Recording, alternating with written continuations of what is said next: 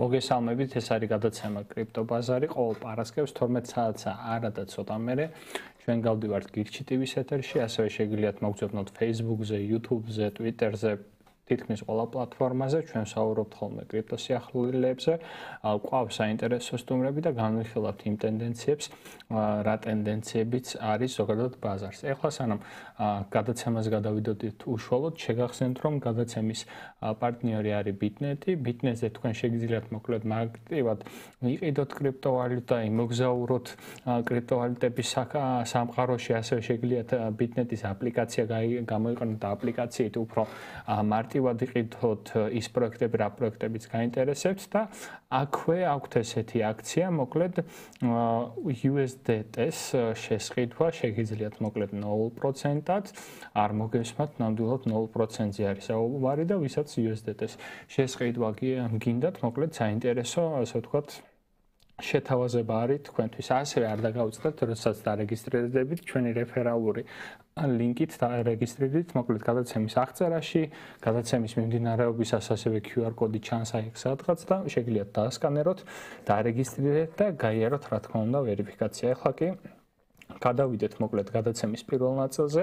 გადაცემის პირველ ნაწილზე ტრადიციულად განვიხილავ ხოლმე სიახლეებს თუ რა სიახლეები გვაქვს ინდუსტრიაში. მეორე ნაწილში შევეცდები რომ მიმოვიხილო ფასების კუთხით თუ რა ხდება ბაზარზე და მესამე ნაწილში თუ იქნება რა თქმა უნდა შეკითხვები, აი ამ შეკითხვებს ვუპასუხებთ მოკლედ. პირველი დავიწყებ კარგი სიახლით და შემდგომ დავიწყებ ცოტა-ცოტი სიახლით, რომელიც არა მარტო კრიპტოს სამყარო, არამედ სხვა სივრცეებიც მოიცვა ამ სიახლე. მოკლედ, პირველი სიახლე ეხება USDC-ს გამომშვებ კომპანია Circles, რომელიც სხვათა შორის ოპერირებს უპრობლემოდ ამერიკის შეერთებულ შტატებში და ასევე ევროკავშირში და USDC-ს მოგეხსენებათ არ აქვს პრობლემა. მოკლედ, მათ ასე ვთქვათ, თავისი კომპანიის სტოკები გამოუშვეს და მათი ფასი, მოკლედ, აი ამ აქტივის ფასი, ასე ვთქვათ, 500%-ით არის გაზრდილი, 5 ივნისი იყო $31 და ეხლა არის სადღაც ყველაზე მაღალი ნიშნული $200-მდე აქ დაფიქსირებული. ინვესტორები კმაყოფილები არიან, უკვირთ მოკლედ რა ხდება ამ კუთხით. ბუნებრივი არის ის სიახლეები, რა სიახლეებიც შეიძლება კატალიზატორი აღმოჩენილიყო ამ ყველაფრისთვის. ნომერ პირველი არის სიახლე ამერიკის შეერთებულ შტატებში სტაბილურ ქოინების მიმართებაში მიღებული აქტი, რომელიც პრინციპში რეგულაციაში მოიყვანს ყველაფერს, რაზეც იყო იანვარ-თებერვალში საუბარი და საბოლოოდ მოკლედ ესეც ერთ-ერთი კატალიზატორი იყო. ასევე არ უნდა დაგვავიწყდეს რომ Ripple სხვათა შორის გაგიკვირდება და Ripple ანონსებს და პრინციპში დანერგავს მალე თუ უკვე არ აქვს დანერგილი USDC-ს ასე ვთქვათ გამოყენებას მის ბლოკჩეინზე. ასევე საინტერესო იყო რომ 2026 წლიდან Coinbase გეგმავს USDC-ს გამოყენებას როგორც კოლატერალად ფიუჩერსების ვაჭრობის პერიოდში. ეს სიახლეები, რაზეც ვსაუბრობ ჩვენ Twitter გვერდზე, თქვენ შეგიძლიათ ნახოთ და ზოგადად USDC-ს თავი რომ გავანებოთ სტაბილურ ქოინებთან მიმართებაში USD1 მაგალითად World Liberty Financial-ის, ზოგადად Walmart-ს და Amazon-ს აქვს ასევე ამბიციები რომ სტაბილური ქოინები ასე ვთქვათ, თავიანთი სტაბილური ქოინები გქონდეთ. ასევე კრიპტობაში მოკლედ ვისაუბრეთ ძალიან Paxos-ი, რომელიც უკვე კომპანიებს თავაზობს მოკლედ რომ გქონდეთ ასე ვთქვათ სტაბილური ქოინები და პრინციპში სხვადასხვა აქტივების გაციფრულებისკენ უმარტივებთ გზას. მოკლედ რისი თქმა მინდა, ეს ტენდენცია არის მზარდი პრინციპში RWA, ანუ ეგრეთ წოდებული real world ასეტები, ის ჰაიპი რაც იყო პრინციპში აი ამ კუთხით გადაინაცვლა უფრო ძალიან ბევრი არ ელოდა პრინციპში რომ აი მაინც და მაინც სტაბილურ ქოინებზე იქნებოდა საუბარი. ჯერჯერობით ეს გაჩერება აქვს, არჩეული და ვნახოთ რა იქნება ამ კუთხით. რაც შეეხება ზოგადად USDC-ს პრინციპში, USDC-ს და სტაბილური ქოინების ბრძოლები კი გახსოვთ საბოლოო ჯამში ბაზარზე ჯერჯერობით USDT და USDC დომინირებენ, სხვა სტაბილურ კოინზე არ არის საუბარი. BUSD სხვადასხვა ადრე იყო top 3-ში, სამწუხაროდ Paxos-ის პრობლემები ამერიკის შეერთებულ შტატებთან დაამთავრდა საბოლოო ჯამში BUSD-ის გაქრობით 2023 წლის პირველ კვარტალში თუ არ ვცდები უკვე აღარ შეგეძლოთ BUSD-ის გამოყენება და საბოლოო ჯამში მოკლედ ვნახოთ ეს რეგულაციები საიდკენ წაიყვანს ამ ამბავს, ასევე თითქმის 100%-ის ალბათობით ეს აქტი, Genius აქტი, რაც არის პრინციპში მაგის მიღება მოხდება და დაველოდოთ მოკლედ პრაქტიკაში როგორ მოხდება ამის ამოქმედება და ასე ვთქვათ, რა დადებითი მხარეები მოყვება ამას, რა უარყოფითი მხარეები. ცალსახად ვინც სირქლის აქტივებით, სირქლის მასე აქტივიტი ვაჭრეთ ამ პერიოდში და ვაჭრობთ ზოგადად კრიპტოს გარდა სხვა აქტივებით, ბუნებრივია იმ ანალიტიკით, რა ანალიტიკაც პრინციპში კრიპტო ინდუსტრიაში იყო, შეგეძლოთ მეტნაკლებად, მოკლედ ვისაც გავსი პროდუქტები გაინტერესებთ, რაღაც ხეირი გენახათ. ეხლა რაც შეეხება მეორე სიახლეს და მეორე სიახლე ჩემი აზრით ცოტა ძალიან მწვავედ გავრცელდა. ჯერ საერთოდ თავიდან დავიწყოთ. ნებისმიერ სისტემას არ აქვს მნიშვნელობა clouding სისტემა იქნება ეს Google Drive იქნება, Apple Drive იქნება თუ რა. რასაც იყენებთ, მოკლედ მაქსიმალურად შეეცადეთ, რომ რა პაროლი უნდა დააყენოთ, ეს პაროლი ცვალოთ. ასევე მსგავს სისტემებზე ზოგადად ისეთი ინფორმაციის შენახვა, მაგალითად Google Drive-ზე პაროლების სიის ფოტოს შენახვა არ არის რეკომენდირებული, ბუნებრივია, რადგან არსებობს იმის რისკი, რომ მოხდეს, ასე ვთქვათ, თქვენი კონკრეტულად თქვენი Google Drive-ის გატეხვა თუნდაც და მოხდეს ამ ინფორმაციის წართმა.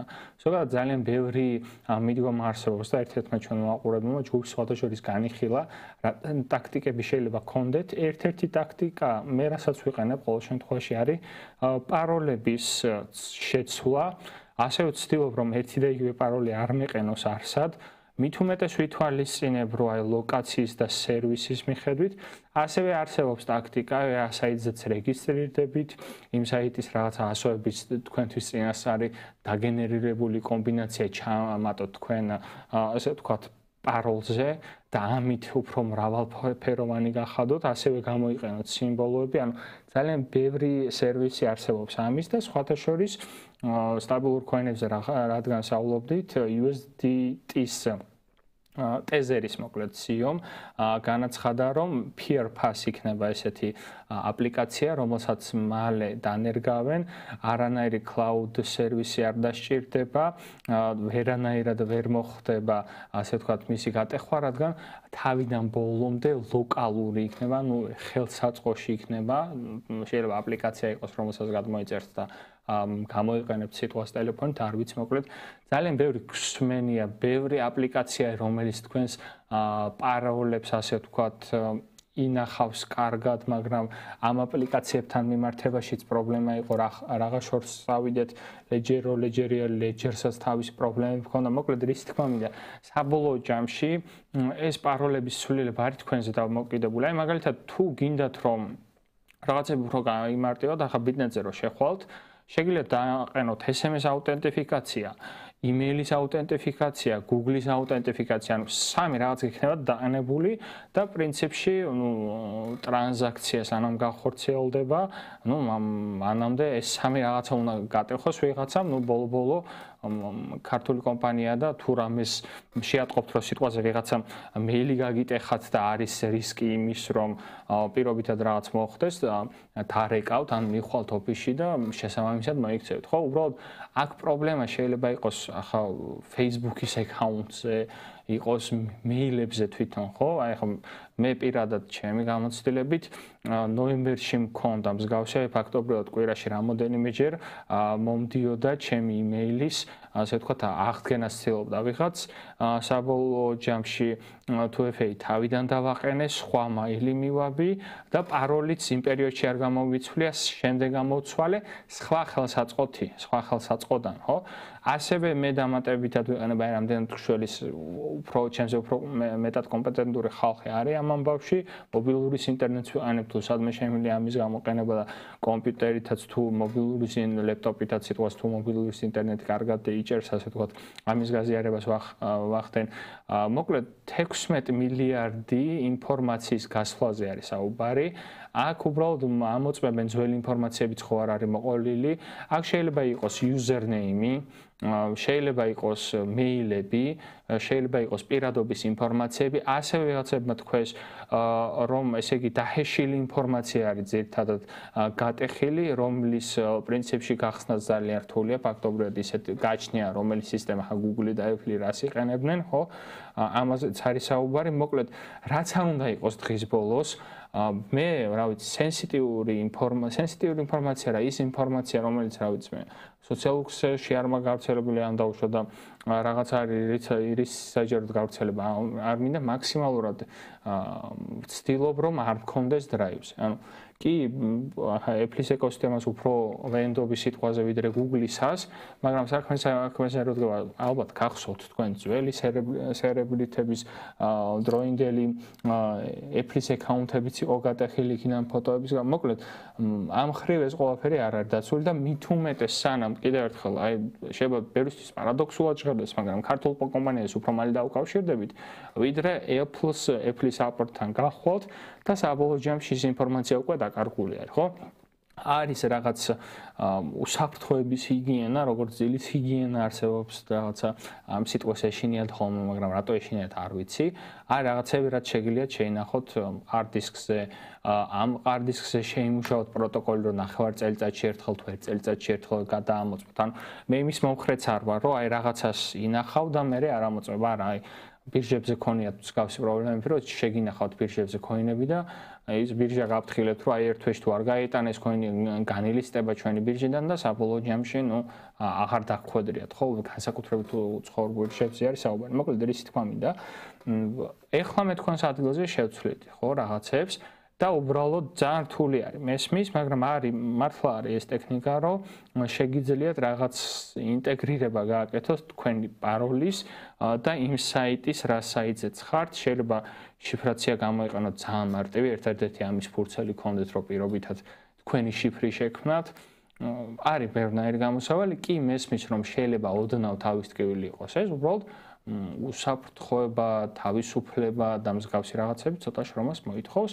ახლა სხვადასხვა სტატიებზე და მე რაც გავაზიარეთ დღესდილით Twitter-ზე არის სტატია, სადაც პოტენციურად როგორ შეიძლება იმოქმედოს ამან კრიპტოზე და აქვე არის მეორე სტატია, რაზე დაყრდნობითაც დაიწერა ეს ყველაფერი, 20 სხვადასხვა წყარო არის და ანუ 20 სხვადასხვა ასე ვთქვათ data ბაზა არის, სადაც არის შენახული, უბრალოდ ძველებიდან ამდენი არის დუბლირება, როგორ არის მოხდარი, არიციან, ასე ვთქვათ, მაგასაც ამოწმებენ.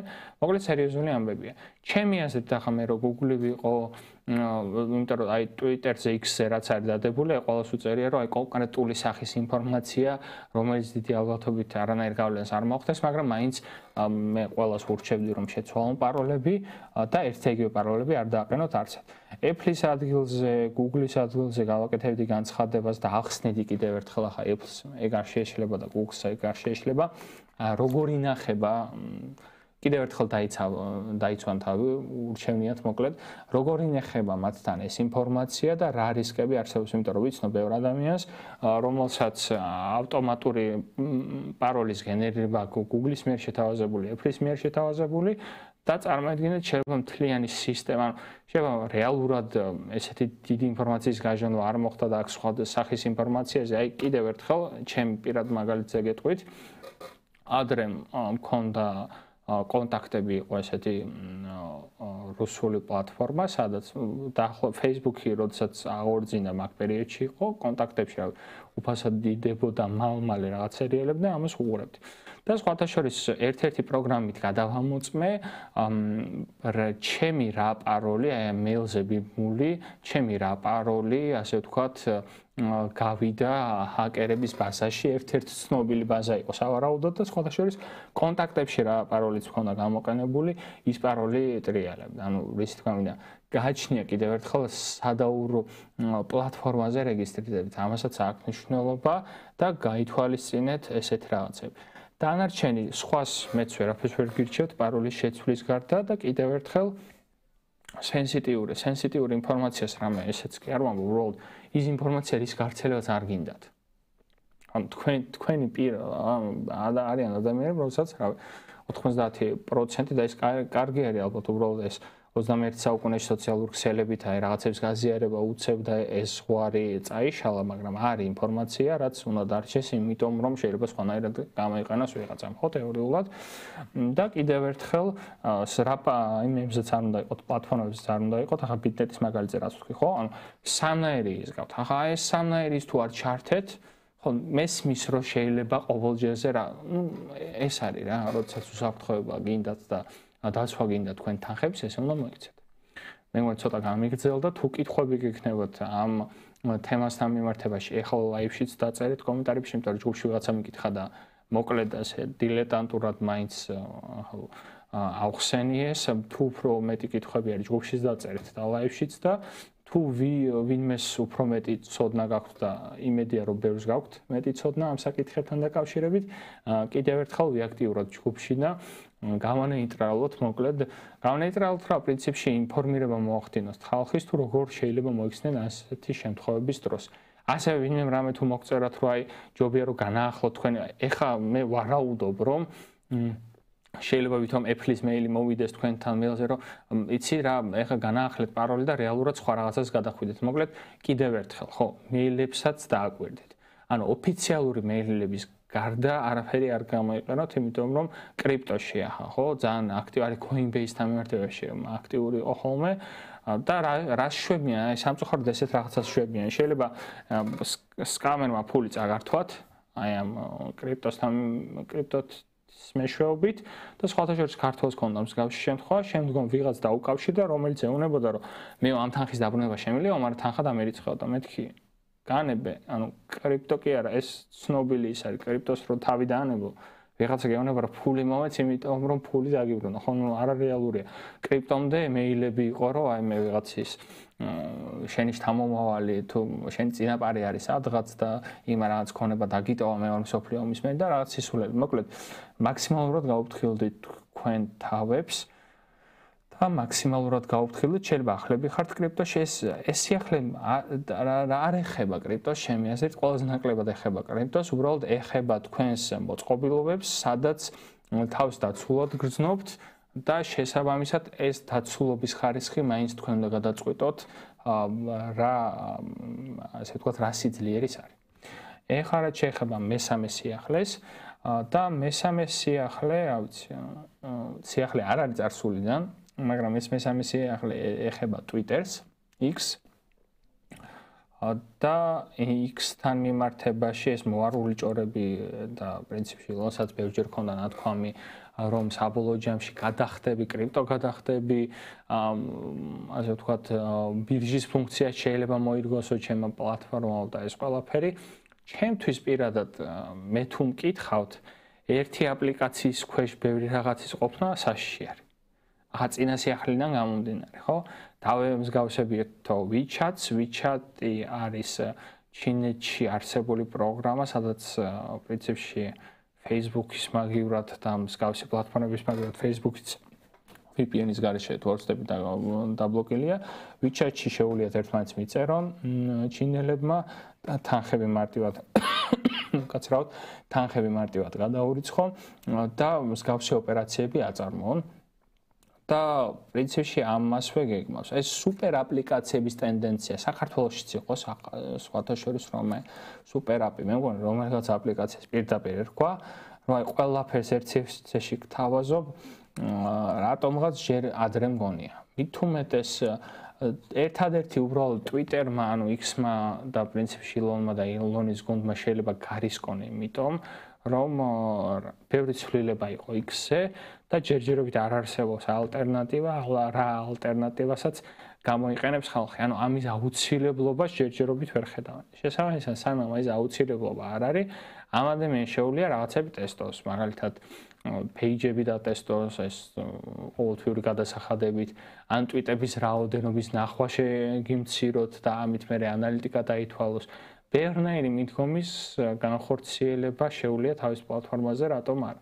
უბრალოდ მე ცოტა სკეპტიკურად ვუყურებ გავს რაღაცებს, რომ აი ერთი სივრცის ქვეშ ესეთი ბევრი პროდუქტის არსებობა. შეიძლება ვცდები და შეიძლება პრინციპში Twitter-მა კი არა, Google-მა პირობიდან და Apple-მა აითვისონ ეს, რაც ნაწილობრივ გაკეთებული აქვს, ან ცოტა შორიდან თუ შეხედავთ, შეიძლება ცალ-ცალკე აპლიკაციაში გიწევთ, აი Apple-თან მიმართებაში გადასვლა, მაგრამ რაღაცა ერთი ეკოსისტემა არის, რომელიც ერთმანეთში თავის აპლიკაციებში ცვლის ინფორმაციას და ფაქტობრივად არ გჭირდებათ დიდად, ასე ვთქვათ, გადაერთოთ, ან ინტერფეისულად ცოტა სხვანაირად იყოს, ან ერთიან ორგანიზმად აიქმნა. უბრალოდ Twitter-ში ახლა Twitter-ში მაგალითად ავტოპირობითად Grok-ს იყენებს, ხო? მე Grok-ს საერთოდ არ გამოვიყენებია. მეგონია, მაგრამ ხო, ახლა არც ერთ კითხვა არ დამისვამს Grok-ისთვის. იმიტომ რომ აი აპლიკაციაში რაღაცაზე ხო, მაგისთვის ვიყენებ პირობითად AI-ს გამოყენება თუ მინდა ChatGPT-ს ვიყენებ, თუ უფრო სპეციფიურ რაღაც მინდა Claude-ს ვიყენებ, ხო?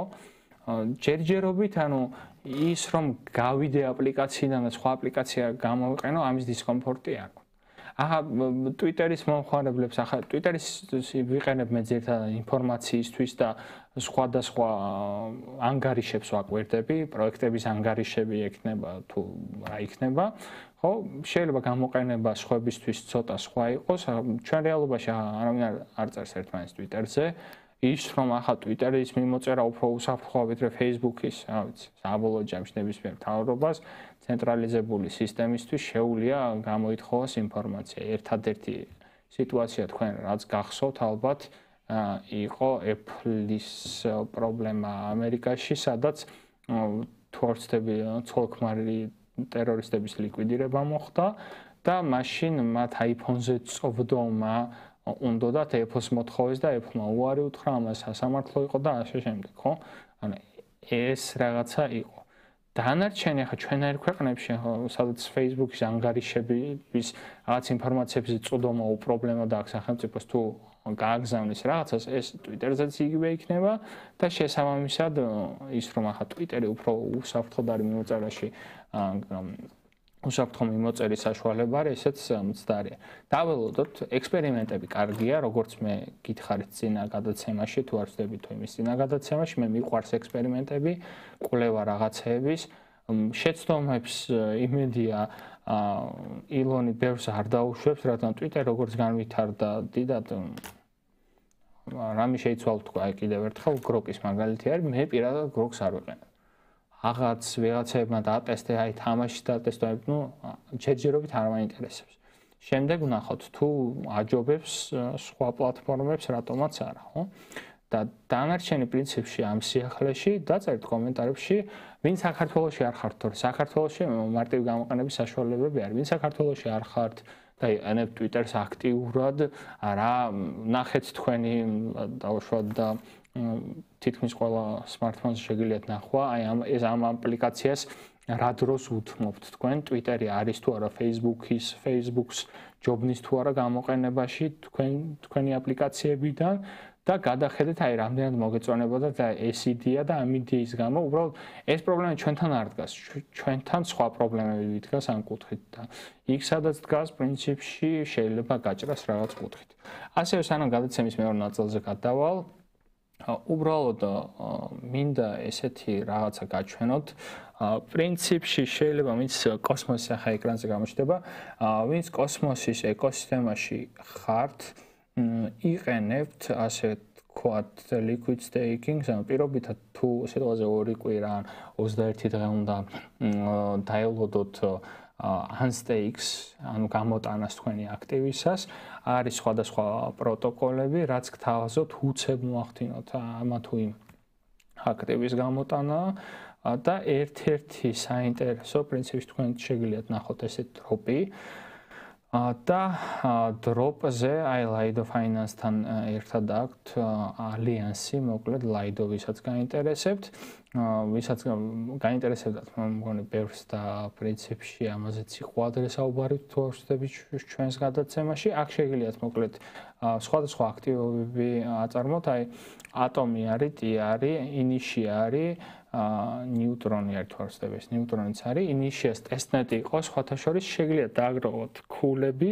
ასევე თუ კონკრეტულ NFT-ებს ფლობთ, შეიძლება ამ კონკრეტული NFT-ების ფლობის გამო ატომის ეკოსისტემაში, ატომის ეკოსისტემის NFT-ებზე მგონი საუბარი დაგერიცხოთ ასე ვთქვათ ეს ქულები და ეს ქულები შემდგომში აი ეგერ არის. ეს ქულები შემდგომში შეიძლება რაღაც airdrop-ად იქცეს, ანუ უბრალოდ გამახსენდა ატომზე ვიღაცამ რაღაცა იკითხა ამას წინათ. აი ეს არის კოლექციები, რა კოლექციებზეც არის საუბარი.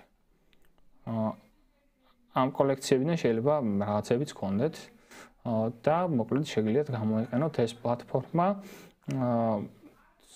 როცა აღმოვაჩინე პრინციპში თავიდან დაუერთდეთ, ხო, კეპლერის მარტივად უერთდებით. როცა აღმოვაჩინე პრინციპი, მე მგონი 1 წელი წინ, ხო, 1 წელი წინ ქულები ძალიან ცოტა იყო, შემდგომ რაღაც აქტივობების გამო გაიზარდა ეს ქულები მეორე ფაზაში. მეორე ფაზა დიდი ხანია გრძელდება, პირველი ფაზის შედეგებით შეიძლება მონაწილეობდეთ პირველ ფაზაში და არ იცით, კონკრეტული NFT გამოჩნდება თქვენთან ამის და რა იცით, რა შეიძლება გამოგატკეთ. მით უმეტეს თუ ასე ვთქვათ, სწრაფი unstaking-ით, ანუ სწრაფი თანხის გამოტანით დასტეიკების შემთხვევაში ხართ, ასე ვთქვათ, დაინტერესებული. ეხლა რაც შეეხება გადაცემის მეორე ნაწილს, გადაცემის მეორე ნაწილში განვიხილოთ რა ხდება ბაზრის თავს, ჯერ განვიხილოთ ბიტკოინი, ბიტკოინის მოძრაობა, ის დიაპაზონები, რა დიაპაზონებზეც იყო ადრესაუბარი, ეხლა სანამ გადაცემა შემოვიდოდ, მანამდე დაიწერა, რომ აი 106,000 მიუახლოვდა ისევ ბიტკოინი. უბრალოდ კიდევ ერთხელ აი კონფლიქტს პარასკევს რასაც შევეხებ, და პარასკევს ვიმედოვნე, რომ მალე მორჩებოდა ეს კონფლიქტი და მალე მორჩენა კი არა, რაღაც სხვა განვითარება შეიძლება მიიღოს ამ კონფლიქტმა.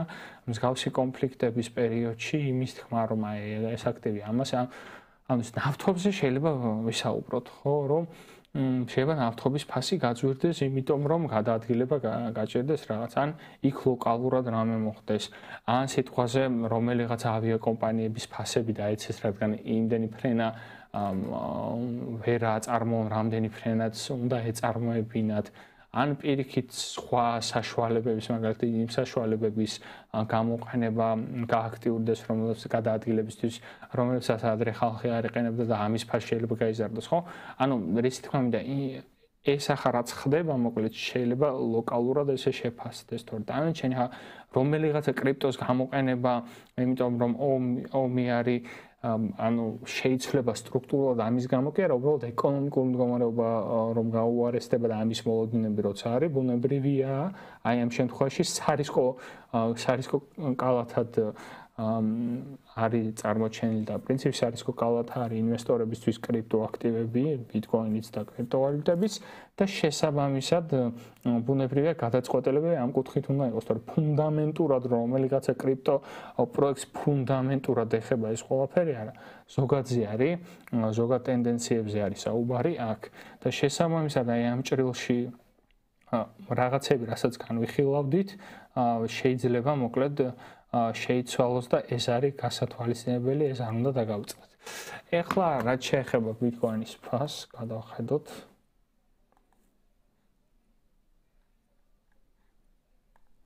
ხო, გაურკვევლობის კვირები, აი ფაქტობრივად ერთ-ეგივე დიაპაზონში ამ წინააღმდეგობასთან ვართ ძალიან დიდი ხანი, ტექნიკურადაც საინტერესო და სახარბიელო არაფერი არ არის.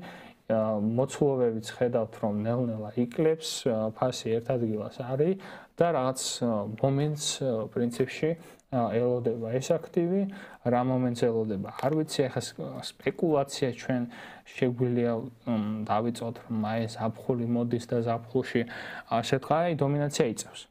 ხო? აი დომინაცია კვირის ჭრილში იწევს.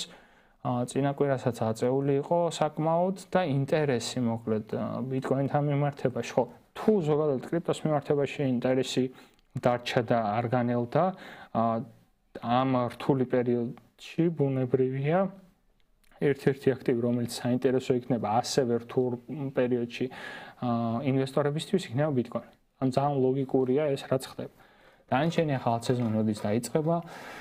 ალტსეზონი ესე პერიოდში ვერ დაიწყება, ამასაც გეტყვით, ესეთი კრიზისების დროს თუ ცდები შემახსენეთ, ბოლო 5-6 წელი მაინც განიხილეთ და რომელიღაცა მსგავსი კრიზისების შემთხვევაში ალტკოინების ზრდა ბიტკოინის გარეშე ესე არ მომხდარა.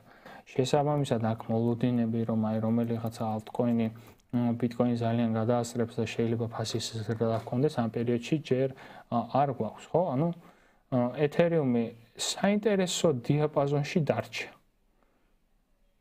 ხო, აი დღის ჭრილში თუ გადახედავთ ბიტკოინს, დაახლოებით ბიტკოინი როგორც იქცევა, ისე იქცევა ეთერიუმი დასტაბილურდა.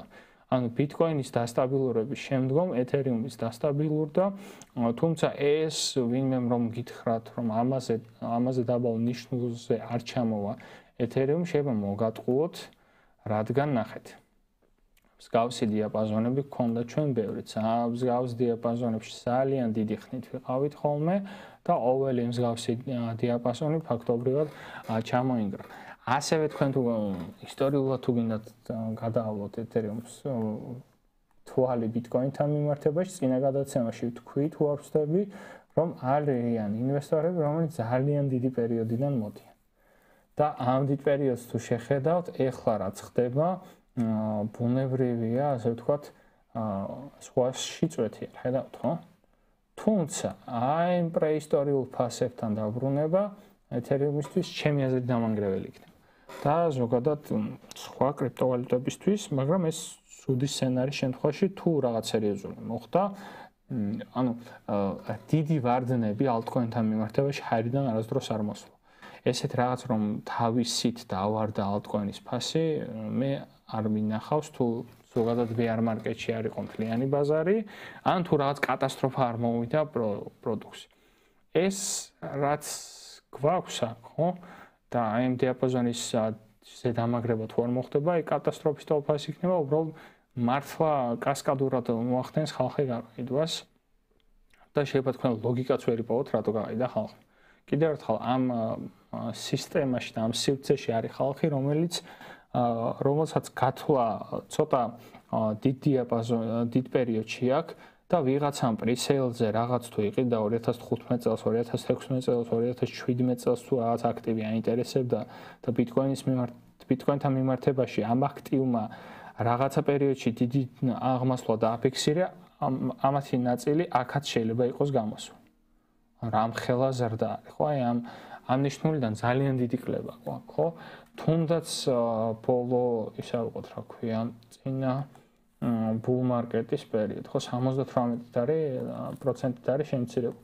თუმცა აი ამ პერიოდში ვინც ასე თქვა ბიტკოინში გადაცვალა, იხეირა მაგ ხალხმა, აი აქაც 88% არის შემცირებული, ზოგადად ყველაზე მაღალი ნიშნულიდან, რა მაღალი ნიშნულიც და მართლაც თუ დააკვირდებით ეთერიუმზე დიდი ბუმი მაშინ იყო, კრიპტოკითის მაშინ შეიქმნა NFT-ებზე საუბარი და NFT მაგ პერიოდში ჩაისახა, ასე ვთქვათ, ბაზრისთვის და შემდეგ პერიოდებისთვის კი ნახეთ რა ქნა და შესაბამისად ესეთ რაღაცების განხილვა მაგ კუთხით საინტერესოა. ნახოთ ახლა Solana ბიტკოინთან მიმართებაში აგრძელებს თუ არა ვარდნას და დაწერეთ პრინციპში კომენტარებში თუ გაინტერესებთ.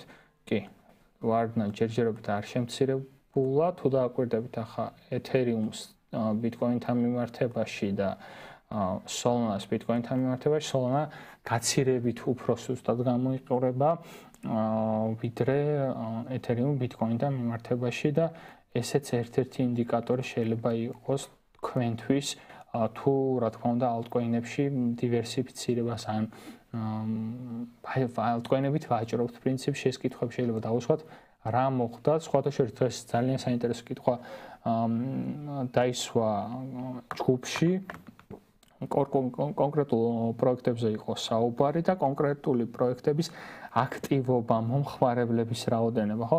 ესეც ასე ვთქვათ, ერთ-ერთი განმაპირობებელი ფაქტორი ზოგადად შეიძლება იყოს, რომ აი რამდენად აქტიურად იყენებს ხალხი და მართლა Solana-ს აღმასვლის პერიოდში შიტკოინების ხარხანა კარგად მუშაობდა, meme-coin-ების ხარხანა კარგად მუშაობდა, ძალიან ბევრი coin-ი იქმნებოდა ძალიან მარტივი პლატფორმებით, ათასნაირი პლატფორმა არსებობდა და საბოლოო ჯამში მივიღეთ ის, რაც მივიღეთ, ხო? ეხლა გადავხედავ კომენტარებს, Facebook-ზე როგორც ხედავ კომენტარები არ არის, YouTube-ზე არის, სხვათა შორის არ დაგავიწყდეთ გაზიარება და მოწონება, რა პლატფორმიდანაც არ ვიყურებდით, რადგან ეს მნიშვნელოვანია. ალგორითმი ამას ცნობს და შემდგომში არ გამოგეპარებათ მოკლედ ჩვენი ვიდეოების სალამი ყველას სალამი ასევე ჰაი ისე ზოგადად პაროლის გენერატორებს როგორ უყურებ სანდუად ან ჯობია შენით დაყენებულ რთულ პაროლს თუ პაროლის გენერატორი არ ამგონია პაროლის გენერატორს არ ვიცი რომელიმე კონკრეტულზე არის თუ არა საუბარი თუ რაღაცის დაგენერირებას არ მიაქვს ასე ვთქვათ სადმე ეს ინფორმაცია რატომაც არა რთული პაროლის შექმნა თქვენ შეგიძლიათ ანუ როგორ რაღაცა იცით შეგიძლიათ მოკლედ რომ თქვენი პაროლი შეცვალოთ არ მინდა თან ისე ვთქვა რომ ძალიან მარტივადაც ჩანდეს ან რაღაცა მინიშნება მოგცეთ რადგან ჩემ პაროლების დიდი ნაწილი ესე არის მაგრამ პრინციპში მოკლედ თქვენს პაროლში გააკეთეთ ინტეგრირება იმის რა საიტზე შედიხართ ოღონდ დაშიფრეთ